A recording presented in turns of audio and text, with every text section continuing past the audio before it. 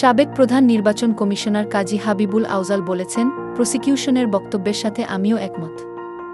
2024 সালের নির্বাচনটি ডামি ও প্রহসনের নির্বাচন ছিল।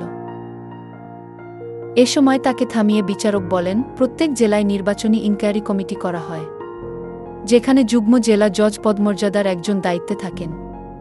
আগে যার ভাতা ছিল 22,000 টাকা সেটা আপনি 5 লাখেই উন্নীত করেছেন। এতে কি জনগণের টাকা অপচয় হয়নি? এ বিষয়ে তার জানা নেই বলে তিনি বলেন, 5 বছরের মূল্যস্ফীতি হিসেব করে হয়তো ভাতা বাড়ানো হয়েছিল।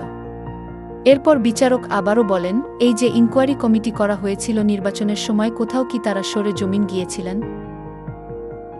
কাজী হাবিবুল আউজাল বলেন, একজন রিটার্নিং অফিসারের অধীনে 4-5টা সংসদীয় আসনের দায়িত্ব দেয়া হয়। তাকে সহযোগিতা করতে আরও 4 থেকে 5 জন অ্যাসিস্ট্যান্ট রিটার্নিং অফিসার থাকেন। একটা নির্বাচন সুষ্ঠু করার জন্য 2 ভাগ দায়িত্ব কমিশনের, বাকি 98 ভাগ দায়িত্ব মাঠ পর্যায়ে কাজ করা অফিসারদের। নির্বাচনের আগে এমন অবস্থা জেনে আপনি পদত্যাগ করলেন না কেন?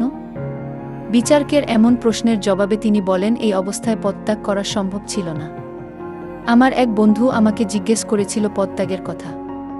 আমি বলেছি, তুমি যদি আগে বলতা এমন ভয়ঙ্কর নির্বাচন হবে তাহলে আমি দায়িত্বই নিতাম না। আউজাল পূর্বে নির্বাচনের কথা তুলে ধরে বলেন, 72 এর সংবিধান প্রণয়নের 3 মাসের মাথায় অনুষ্ঠিত 73 এর নির্বাচনে আওয়ামী লীগ 293টি আসন পায়। সে নির্বাচনও সুষ্ঠু ছিল না।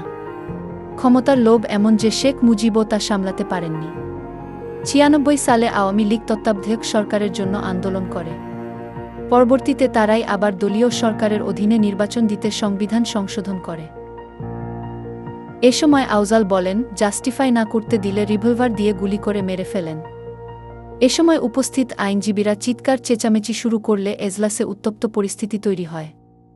নির্বাচন কমিশনের অসহায়ত্ব তুলে ধরে আওয়াল আরও বলেন, মৌলিক সংস্কার ছাড়া আগামী 1000 বছরেও এদেশে সুষ্ঠু নির্বাচন সম্ভব নয়।